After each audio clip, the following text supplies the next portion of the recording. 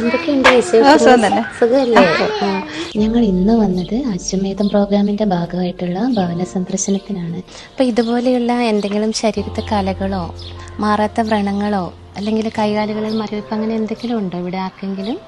ആ സിസ്റ്റർ, എന്റെ മോളുടെ പുറത്ത് ഒരു പാടുണ്ട് കുറച്ചായിട്ട്. എന്നാലേ പ്രശ്നമൊന്നുമില്ല അതിനെ കൊണ്ട്.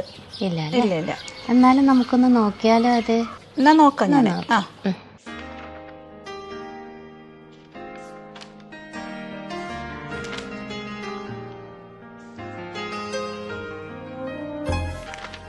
സർ, കഴിഞ്ഞ ദിവസം ലെപ്രസി സ്ക്രീനിങ്ങിന്റെ ഭാഗമായിട്ട് സംശയം തോന്നിയ ഒരു കുട്ടിയെ റെഫർ ചെയ്തിരുന്നില്ലേ? അതിന്റെ റിസൾട്ട് എന്തായെന്ന് അറിയാമോ?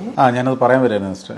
ആ കുട്ടിയുടെ അമ്മയുടെ നാളെ എന്നെ ഒന്ന് കാണാനായിട്ടൊന്ന് പറയണം. അതിന്റെ റിസൾട്ട് ഇപ്പോൾ വന്നിട്ടുണ്ട്, നോക്കിയിട്ട് ഒന്ന് പറയാം. ശരി സാർ. സാറേ, എൻ്റെ മോക്ക് ഇതുവരെ പ്രശ്നമൊന്നും ഉണ്ടായിരുന്നില്ലല്ലോ. ശരിക്കും എന്താണ് അസുഖം സാറേ? ലെപ്രസി അഥവാ കുഷ്ഠരോഗം എന്ന് പറയുന്നൊരു അസുഖമാണ്. വായുവിലൂടെയാണ് ഇത് പകരുന്നത്.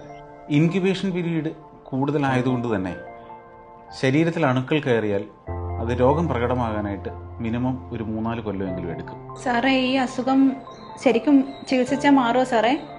ബുദ്ധിമുട്ടുണ്ടാവുമോ എന്തെങ്കിലും? ഇതൊന്നും പേടിക്കേണ്ട കാര്യമില്ല.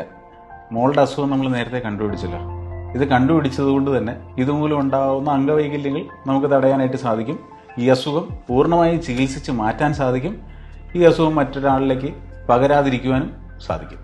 പക്ഷേ ഞാൻ പറയുന്ന മരുന്ന് മുടങ്ങാതെ കൃത്യമായ അളവിൽ കൃത്യമായ കാലയളവിൽ കഴിക്കേണ്ടതുണ്ട്. ഇതിനുള്ള ചികിത്സയും മരുന്നുകളും തികച്ചും സൗജന്യമായി എല്ലാ സർക്കാർ ആശുപത്രികളിലും കിട്ടുന്നതാണ്. കുട്ടിയല്ലേ സാർ? സ്കൂളിലൊക്കെ അയക്കുമ്പോൾ അവിടെ എന്തെങ്കിലും വിഷയം വരുമോ? വീട്ടിലും പ്രായമുള്ള ആൾക്കാരൊക്കെ ഉണ്ടേ.